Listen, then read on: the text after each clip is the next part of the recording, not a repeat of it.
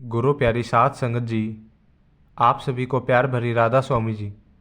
साध संगत जी, आज मैं आपको एक ऐसी अद्भुत साखी सुनाऊंगा जिसे सुनकर सोचना, डरना और चिंता सब छोड़ देंगे जी, और आपका मन खुशियों से और प्रसन्नता से भर जाएगा जी। तो चलिए आज की वीडियो शुरू करते हैं जी। साध संगत जी, स्वामी जी महाराज के समय की बात है। किसी नगर में एक युवक रहता था। वो अत्यंत दुखी था। वो बहुत निराश था। उसे समझ नहीं आ रहा था कि आखिर इस दुनिया में हर व्यक्ति अपने मतलब के लिए क्यों जीता है। उसे हर जगह हर कोई केवल स्वार्थी ही नजर आता था। वह हमेशा यही सोचा करता था कि उससे कोई प्यार नहीं करता, उसकी कोई परवाह नहीं करता। सब उससे मतलब के लिए अपने संबंध रखते हैं। मतलब खत्म हो जाते ही सब उसे अपने आप से दूर कर देते हैं। साथ संगत जी, हमारे जीवन में भी कुछ ऐसा ही होता है। हम भी हमेशा किसी न किसी का साथ ढूंढते ही रहते हैं, और जब हमें किसी का साथ नहीं मिल पाता तो हम अपने आप को अकेला महसूस करते हैं, कमज़ोर महसूस करते हैं। हमें लगता है कि इस दुनिया में हमारे जैसा कोई नहीं है। तभी तो हमें कोई प्यार नहीं करता, हमारी कोई परवाह नहीं करता। लेकिन हम भूल जाते हैं कि अंत में तो हर किसी को अकेले ही जाना है। वह युवक अपने इस अकेलेपन से बहुत परेशान हो चुका था, जिस कारण एक दिन उसने अपना घर छोड़ दिया और सुख की तलाश में एक रास्ते पर निकल पड़ा। उसके मन में कई सारे विचार थे। उन विचारों में मगन होकर वो उसी रास्ते पर आगे की ओर बढ़ता ही जा रहा था। तभी उसे रास्ते में एक आश्रम दिखाई पड़ा। वो उस आश्रम की ओर बढ़ा। तभी उसने देखा कि एक गुरु अपने शिष्य को ध्यान करना और भजन सिमरन पर बैठने का तरीका सिखा रहे हैं। और उन्हीं शिष्यों में से एक शिष्य ने अपने गुरुजी से प्रश्न किया और कहा कि गुरुजी, आखिर यह ध्यान क्या है और इस ध्यान को करने से हमें क्या लाभ है। तभी वे गुरु अपने उस शिष्य के इस सवाल का जवाब देते हुए कहते हैं कि बेटा, ध्यान ही सच है और ध्यान हमें अकेला कर देता है। हम जितने ज़्यादा अकेले हो जाते हैं उतना ही हम ध्यान में उतरते चले जाते हैं, और यही अकेलापन तुम्हें सत्य के मार्ग पर ले जाता है, तुम्हें सत्य की प्राप्ति करवाता है। वह युवक आश्रम के बाहर खड़े होकर यह सब कुछ देख रहा था और सुन रहा था। जैसे ही उसने उन गुरुजी के मुख से यह सारी बातें सुनी तो वो दौड़ा दौड़ा उन गुरुजी के पास आए और कहने लगा कि हे गुरुजी, यदि ध्यान हमें अकेला कर देता है तो इसका मतलब यह हुआ कि मैं इन सब चीज़ों में आपके शिष्यों में और आपसे श्रेष्ठ हूँ। आप तो ध्यान का सहारा लेकर अकेले होते हैं, लेकिन मैं ऐसे ही अकेला हूँ। मेरा ऐसा कोई नहीं है जिसे मैं अपना कह सकूँ, जो मेरी परवाह करता हो, जो मेरा ख्याल रखता हो, और मैं अपनी राह पर अकेले ही चला जा रहा हूँ। उस व्यक्ति की यह सारी बातें सुनकर गुरुजी ने उन व्यक्ति को ध्यानपूर्वक देखा और उसके बाद उससे कहते हैं कि बेटा, अगर तुम अकेले हो तो तुम्हारे पीछे तुम्हारा पूरा परिवार, तुम्हारे मित्र, तुम्हारे शत्रु, तुम्हारे सगे संबंधी, इन सब को लेकर कहाँ जा रहे हो। गुरुजी के मुख से बातें सुनकर वह व्यक्ति चौंक उठा और उसने तुरंत ही अपने पीछे मुड़कर देखा तो वहाँ पर कोई नहीं था। तभी वो गुरुजी से कहता है, हे गुरुदेव, कौन है मेरे पीछे? कोई तो नहीं ना? मेरे परिवार वाले, ना मेरे मित्र, ना मेरा शत्रु, और ना ही मेरे सगे संबंधी। मैं तो सबको छोड़ आया, क्योंकि कोई मुझसे नहीं पूछता, कोई मेरी परवाह नहीं करता, कोई मेरा ख्याल तक नहीं रखता, यहाँ तक कि मेरी कोई आवाज़ तक सुनना नहीं चाहता।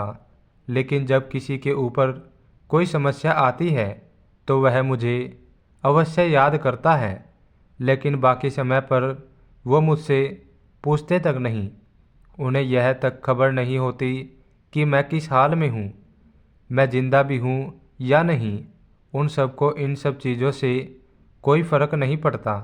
गुरुजी ने उस व्यक्ति की यह बातें ध्यानपूर्वक सुनी और उसके बाद उस युवक से कहते हैं, बेटा, तुम सही कह रहे हो, लेकिन जब तक तुम इन सभी को छोड़कर नहीं आते तब तक तुम भला अकेले कैसे हो सकते हो। वो व्यक्ति एक बार फिर से आश्चर्यचकित होकर पीछे मुड़कर देखता है और फिर गुरुजी से कहता है, हे गुरुदेव, यहाँ पर तो कोई नहीं है, मैं अकेला ही यहाँ पर आया हूँ। लग रहा है आप मेरा मजाक उड़ा रहे हैं। मेरे पीछे कोई नहीं है, आप खुद देख सकते हो। तो फिर आप ऐसा क्यों कह रहे हैं कि जाओ और इन्हें छोड़कर आओ। जब मेरे साथ कोई नहीं है तो मैं भला उन्हें कहाँ छोड़कर आऊँ। उस व्यक्ति की इन सारी बातें सुनकर वो गुरुजी मुस्कुराने लगे और उस युवक से कहते हैं, बेटा, आखिर तुम मुझसे चाहते क्या हो। इस पर वह युवक गुरुजी से कहता है, हे गुरुदेव, मैं आपका शिष्य बनना चाहता हूँ। मुझे कोई साथी चाहिए, मुझे अपना शिष्य बना लीजिए। मैं जीवन भर आपका आभारी रहूँगा। उस युवक की बातें सुनकर गुरुजी ने कहा, बेटा, तुम चाहो तो यहाँ पर 1 महीने रह सकते हो, उसके बाद ही मैं यह निर्णय कर पाऊँगा क्या तुमको अपना शिष्य बनाना चाहिए या फिर नहीं। लेकिन तुम्हें मेरी एक बात माननी होगी, तुम्हें इन 30 दिनों के अंदर ध्यान का अभ्यास करना होगा। अगर तुम यह कर सकते हो तो तुम यहाँ पर अगले 1 महीने के लिए रुक सकते हो, अन्यथा तुम्हारे लिए यहाँ पर कोई जगह नहीं है। उस व्यक्ति ने काफ़ी सोच विचार कर गुरुदेव से कहा, हे गुरुदेव, आप जैसा कहेंगे मैं वैसा ही करूँगा। आप चाहते हैं कि मैं इन 30 दिनों में ध्यान का अभ्यास करूँ, तो मैं यह करने के लिए तैयार हूँ। उस व्यक्ति ने गुरुजी की बात मान ली और आश्रम में ही रुक गया। अगले दिन सुबह सुबह गुरुजी उस व्यक्ति के पास आए और उस व्यक्ति से कहने लगे, बेटा, तुम किससे बात कर रहे हो, तुम्हारा ध्यान कहाँ है। इस पर वो व्यक्ति जवाब देते हुए कहता है, हे गुरुदेव, मेरे साथ तो कोई नहीं है, मैं भला किससे बात करूँगा, मैं तो अकेला हूँ। तभी वो गुरुजी उस व्यक्ति से कहते हैं, ठीक है, लेकिन अब अभ्यास में लग जाओ, क्योंकि तुमने मुझे वचन दिया था कि इन 30 दिनों में तुम ध्यान का अभ्यास करोगे। साथ संगत जी, गुरुजी के कहने पर वो युवक ध्यान करने बैठ जाता है, लेकिन पहले दिन उसे ध्यान करने में बहुत तकलीफ आती है। बहुत सारी परेशानियों का सामना करना पड़ता है, यहाँ तक कि वो ढंग से लगातार बैठ भी नहीं पा रहा था। उसके पैर मानो सुन्न हो जाते और उसका पैर मानो काम करना ही बंद कर देते। यह सारी बातें वो गुरुजी देख रहे थे। तभी उन गुरुजी ने उस युवक से कहा, बेटा, तुम जितनी देर चाहो उतनी देर बैठ सकते हो, या ऐसा कोई ज़रूरी नहीं है कि तुम एक का एक लगातार बैठे रहो।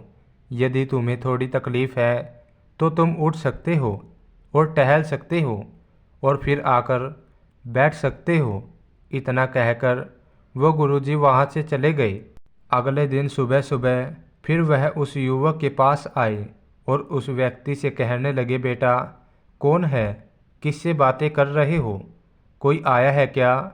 गुरुजी की इस बात का जवाब देते हुए युवक उन गुरुजी से कहता है, हे गुरुदेव, यहाँ पर तो कोई नहीं है, आप खुद देख लीजिए, मैं भला किससे बातें करूँगा। तभी वो गुरुजी एक बार फिर उस युवक से कहते हैं, चलो ध्यान का अभ्यास करो। तभी वह युवक गुरुजी से कहता है, हे गुरुदेव, क्या केवल आंखें बंद करके बैठ जाना इसे ही ध्यान कहते हैं। अगर इसे ही ध्यान कहते हैं तो यह तो बड़ा आसान ही है और इसे तो कोई भी कर सकता है। केवल आंखें बंद करके बैठ जाना। तो इसका जवाब देते हुए गुरुजी उस युवक से कहते हैं, बेटा, केवल आंखें बंद करके बैठ जाना इसे ध्यान नहीं कहते। ध्यान करने के लिए तुम्हें अपने मन को एकाग्र करना होगा। अपने मन को किसी एक चीज़ पर लगाना होगा। कोई भी चीज़ हो सकती है, बाहर की कोई आवाज़ या तुम्हारे भीतर से आने वाली इन सांसों के अंदर और बाहर होने की आवाज़। तुम ऐसे किसी भी चीज़ पर ध्यान लगा सकते हो जो लगातार वर्तमान समय में घट रही है, ताकि तुम्हारा पूरा ध्यान उस चीज़ पर एकाग्र हो सके और तुम्हारा ध्यान कहीं भी नहीं भटके, जिस कारण तुम उस पर ध्यान लगा पाओगे। और एक बात और याद रखना, जब तुम उस चीज़ पर ध्यान लगाओगे तो तुम्हारा ध्यान हटना नहीं चाहिए। इतना कहकर वो गुरुजी वहाँ से चले गए। अगले दिन जब वह सुबह सुबह एक बार फिर उस व्यक्ति से मिलने आए तो उन्होंने एक बार फिर उस व्यक्ति से कहा, बेटा, आज कौन आया है? किससे बातें कर रहे हो? बड़ी ज़ोर ज़ोर से आवाज़ें आ रही है। तुम यहाँ पर खुद शांति पाने आए हो या फिर दूसरों को अशांत करने के लिए? वह युवक गुरुजी से कहता है, हे गुरुदेव, यहाँ पर तो कोई नहीं है। मैं भला किससे बातें करूँगा? यहाँ तक कि अभी तक मेरे मुख से एक शब्द भी नहीं निकला, तो फिर आपको कैसे ज़ोर ज़ोर की आवाज़ आ रही है? और जब मैंने एक शब्द भी नहीं बोला तो मैं भला दूसरों के लिए अशांति का कारण कैसे बन सकता हूँ? तभी गुरुजी उस व्यक्ति से कहने लगे, ठीक है, चलो ध्यान करो। तभी वह युवक गुरुजी से कहता है, हे गुरुदेव, मेरा एक प्रश्न है, क्या मैं आपसे पूछ सकता हूँ?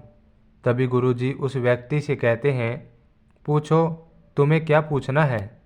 तभी वह व्यक्ति गुरुजी से कहता है, हे गुरुदेव, आप कहते हैं किसी एक चीज़ पर ध्यान लगाओ जो वर्तमान में घट रही हो, उस पर अपना पूरा समय लगा दो। लेकिन जब मैं अपनी सांसों पर या किसी ऐसी चीज़ पर ध्यान लगाने का प्रयास करता हूँ जो लगातार घट रही है, तो मेरा ध्यान नहीं लगता। मैं पल पल भटकता रहता हूँ। कभी मुझे कुछ याद आने लगता है तो कभी कुछ और याद आने लगता है। वह पुरानी चीज़, पुरानी यादें मेरा पीछा नहीं छोड़ती। आपके कल यहाँ से चले जाने के बाद मैंने ध्यान करने का बहुत प्रयास किया, लेकिन पुरानी यादें बार बार मुझे आ रही है, जिस कारण मैं एक चीज़ पर ध्यान नहीं लगा सका। तो क्या अब मुझे क्या करना चाहिए? उस व्यक्ति की यह सारी बातें सुनकर वह गुरुजी मुस्कुराने लगे और वहाँ से चले गए। गुरुजी की हंसी उस व्यक्ति को समझ में नहीं आई। अगले दिन सुबह सुबह एक बार फिर स्वामी जी उस व्यक्ति के पास पहुँचे और कहा, बेटा, यहाँ तुम क्या कर रहे हो? इतना आलस, चारों ओर आलसी आलस फैला हुआ है। अपने पास से आलस, अन्यथा यह तुम पर हावी हो जाएगा और फिर तुम हमेशा के लिए इसके अधीन बनकर रह जाओगे। तभी वह युवक गुरुजी से कहता है, हे गुरुदेव, आप तो रोज़ एक ही बात कहते हैं कि यहाँ पर कोई है, लेकिन मुझे तो नज़र नहीं आता। आप बताइए, यहाँ पर कौन है? तभी वे गुरुजी उस व्यक्ति से कहते हैं, ठीक है, चलो अभ्यास के लिए चलते हैं। तभी वह व्यक्ति गुरुजी से कहता है, गुरुदेव, मेरा एक प्रश्न है। आपकी आज्ञा हो तो मैं आपसे प्रश्न पूछना चाहता हूँ। तभी गुरुजी उस व्यक्ति से कहते हैं, हाँ पूछो, क्या प्रश्न है तुम्हारा? तभी वो व्यक्ति गुरुजी से कहते हैं, हे गुरुदेव, आपकी कृपा से अब मैं पहले से बेहतर तरीके से ध्यान कर पा रहा हूँ, लेकिन अभी भी मुझे एक समस्या आ रही है और वह यह है कि जब भी मैं अपनी सांसों पर ध्यान देता हूँ तो मेरा मन एकाग्र तो होता है और मैं पहले से ज़्यादा और अच्छी तरह से ध्यान भी लगा पाता हूँ, लेकिन ध्यान लगाते लगाते मुझे नींद लग जाती है और मैं सो जाता हूँ। फिर उसके बाद मुझसे ध्यान नहीं हो पाता। उसके बाद केवल बस मुझे नींद ही आ जाती है और मैं ध्यान की तरफ फिर अपने आप को मोड़ नहीं पाता। उस व्यक्ति की यह बात सुनकर गुरुजी उस व्यक्ति से कहते हैं, यह तो अच्छी बात है। इतना कहकर वह वहाँ से चले जाते हैं। 5वें दिन जब सुबह सुबह गुरुजी उस व्यक्ति के पास पहुँचते हैं तो वो कहते हैं, बेटा तुमने इतने लोगों को क्यों बुला रखा है? इतने सारे लोग तुम्हें ध्यान नहीं करने देंगे। तुमने इतने सारे लोगों को क्यों बुलाया है? इन्हें यहाँ से जल्दी भेजो। मुझे यहाँ बिल्कुल पसंद नहीं है। तुम तो यहाँ पर अकेले आए थे जैसा कि तुमने कहा, तो फिर इतने सारे लोगों को तुमने आज क्यों बुला रखा है? इन्हें अभी के अभी वापस छोड़ कर आओ। तभी वह व्यक्ति गुरुजी के बारे में मन ही मन सोचता है कि लगता है गुरुजी सटिया गए हैं। जब भी आते हैं तो हमेशा ही एक ही बात कहते हैं कि यहाँ पर कोई है, लेकिन मुझे तो कोई नज़र नहीं आता। बड़ी नम्रता से उस व्यक्ति ने गुरुजी से कहा, गुरुदेव, शायद आपकी आंखें जो देख पा रही है वो मैं नहीं देख पा रहा हूँ। मुझे तो यहाँ पर कोई नज़र नहीं आता। फिर आपको कैसे यहाँ पर लोग ही लोग नज़र आते हैं? फिर गुरुजी उस व्यक्ति से कहते हैं, अच्छा ठीक है, चलो अब ध्यान का अभ्यास करते हैं। तभी वो व्यक्ति गुरुजी से कहता है, हे गुरुदेव, मुझे ध्यान के वक्त नींद आती थी। जैसा कि मैंने आपको बताया था उस पर तो मैंने नियंत्रण पा लिया है, लेकिन अब जब मैं ध्यान करने बैठता हूँ, भजन सिमरन करने बैठता हूँ और अपना ध्यान केंद्रित करता हूँ, तो मेरे मन में विचारों का सैलाब होता है। मानो विचारों की बाण सामने आ जाती है। इतने विचार तो आंखें खोलकर भी मैंने कभी नहीं देखे होंगे, जितने की आंखें बंद करने के बाद मुझे नज़र आते हैं। और इन विचारों में कुछ ऐसे विचार भी मेरे मन में आते हैं जिनके बारे में मैं आज तक मैंने सोचा तक नहीं। मुझे उनके बारे में कुछ भी पता नहीं। यह सब क्यों हो रहा है गुरुदेव? तब गुरुजी ने उस व्यक्ति की बात सुनकर उस व्यक्ति से कहा, अच्छा ऐसा हो रहा है। इतना कहकर भी गुरुजी वापस चले गए। अगले दिन सुबह सुबह बाबा जी एक डंडा लेकर उस युवक के पास पहुँचे और एक डंडा जड़ते हुए उस युवक से कहते हैं, मैंने तुम्हें पहले ही कहा था, इतने सारे लोग मुझे पसंद नहीं हैं। तुम्हें इन्हें छोड़कर आना होगा। आखिर तुम रोज़ रोज़ इन्हें क्यों ले आते हो? इतनी भीड़ इकट्ठा करके तुम्हें क्या लाभ होगा? आज के बाद यह यहाँ पर नहीं होने चाहिए। इस बात का ख्याल रखना। यदि आज के बाद यहाँ पर कोई भी नज़र आया और तुम्हारी बकबक मुझे सुनाई पड़ी तो मैं तुरंत तुम्हें इस आश्रम से निकाल दूंगा।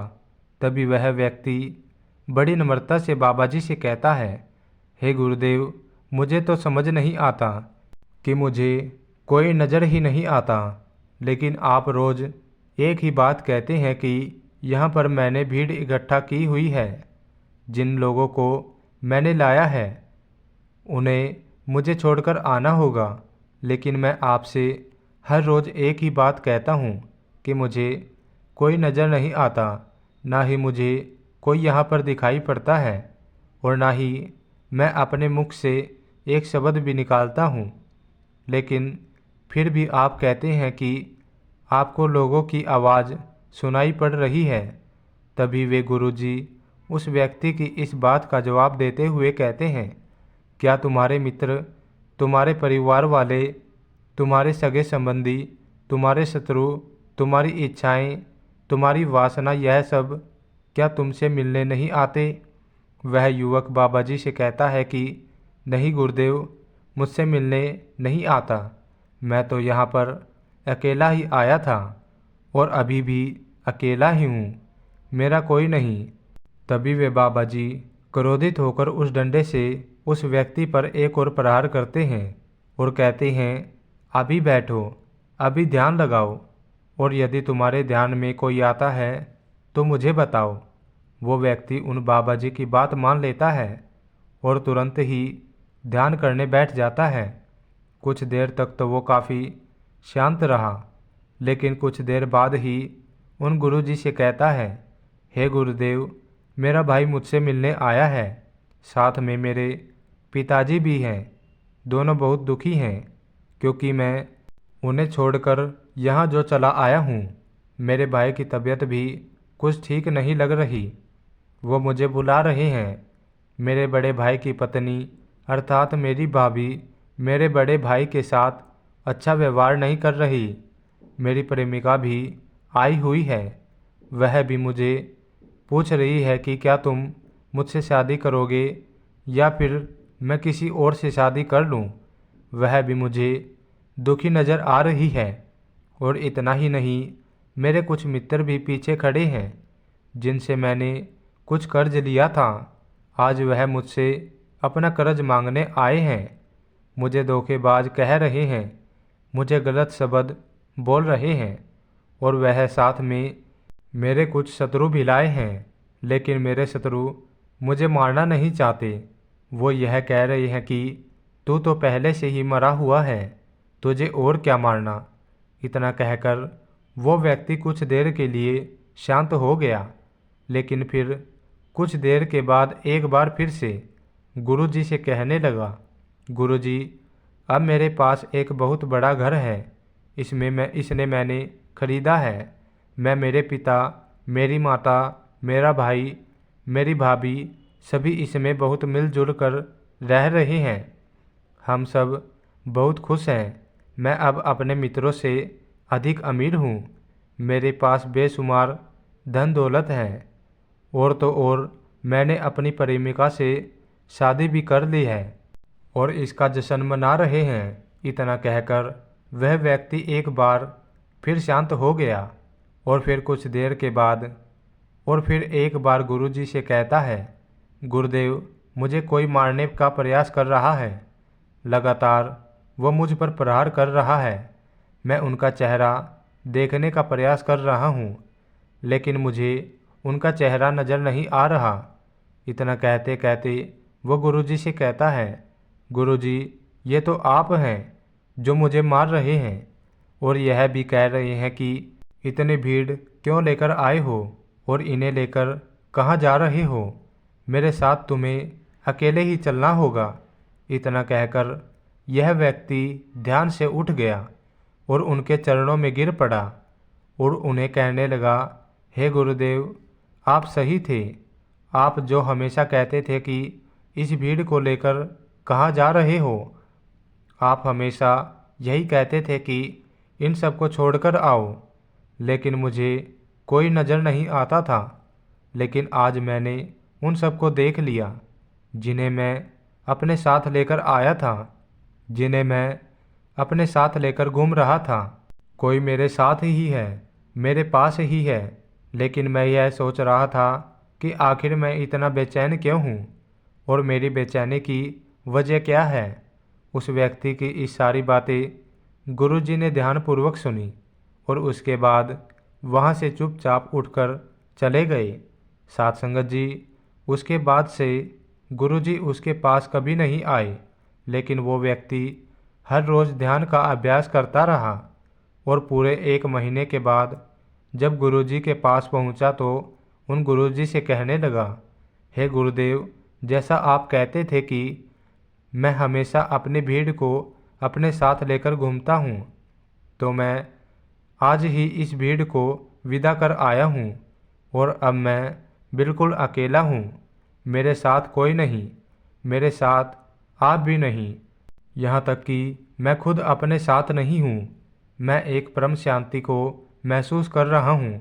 अब मुझे ऐसा प्रतीत होता है कि अब मेरे जीवन में कोई समस्या नहीं है, कोई समाधान नहीं है। मैं बहुत हल्का महसूस कर रहा हूँ, मैं बहुत अच्छा महसूस कर रहा हूँ और इस शांति में जो आनंद है, इसका क्या कहना। तभी गुरुजी उस व्यक्ति से कहते हैं, बेटा अगर तुम चाहो तो इस अकेलेपन को लेकर तुम अपनी दुनिया में वापस जा सकते हो। अब तुम संसार में लौट भी जाओ तो भले ही लोग तुम्हारे आसपास क्यों ना रहे, भले ही पूरी भीड़ तुम्हारे साथ क्यों ना हो, लेकिन तुम अकेले ही रहोगे। फिर चाहे वो तुम्हारे रिश्तेदार हो, सगे संबंधी हो, परिवार वाले हो, तुम्हारे मित्र, तुम्हारे शत्रु, तुम्हारी भावनाएं या फिर तुम्हारी प्रेमिका, इन सब के साथ रहकर भी तुम पूर्ण रूप से अकेले ही रहोगे। और इतना ही नहीं, तुम्हारे जीवन में जब भी कोई बुरी परिस्थितियां आएंगी तब भी तुम बिल्कुल अकेले और शांत रहोगे और तुम हर परिस्थितियों का समाधान निकालने में भी अब पूरी तरह से सक्षम हो चुके हो। और यदि अब तुम चाहो तो मैं तुम्हें अपना शिष्य बना सकता हूँ, क्योंकि हो सकता है तुम्हें यह लग रहा हो कि यह 30 दिन तो पूरे खत्म हो चुके हैं, लेकिन ध्यान का मार्ग, परमार्थ का मार्ग अभी शुरू हुआ। और याद रहे कि अभी तो बहुत कुछ सीखना है, जानना है। तभी वो व्यक्ति उन गुरुजी को प्रणाम करता है और उनसे कहता है, हे गुरुदेव, मैं अपने घर वापस लौटना चाहता हूँ, अपने उस संसार में वापस जाना चाहता हूँ, ताकि मैं अपनी जिम्मेदारियों को निभा सकूँ और साथ ही साथ इस मार्ग पर भी आगे बढ़ सकूँ, यदि आपकी आज्ञा हो। इतना कहकर यह व्यक्ति शांत हो गया। तभी वो गुरुजी मुस्कुराने लगे और उस व्यक्ति से कहते हैं, बेटा मन शांत हो तो सब कुछ हो सकता है। तुम संसार में रहकर भी अकेले रह सकते हो, लेकिन एक बात याद रखना कि हमें सीखना बहुत कुछ है, जानना बहुत कुछ है। साथ संगत जी, इस युवक की कहानी से हम समझ सकते हैं कि हम बिना गुरु के रूहानियत के मार्ग पर नहीं चल सकते, क्योंकि सतगुरु ही इस मार्ग की चाबी है जो अज्ञानता के अंधकार रूपी ताले को खोल सकते हैं। साथ संगत जी, इसी के साथ मैं आपसे विदा लेता हूँ। कमेंट में बताना आपको वीडियो कैसी लगी।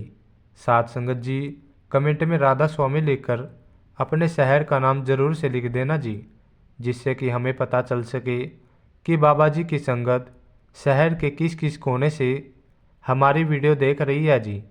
साथ संगत जी, राधा स्वामी जी।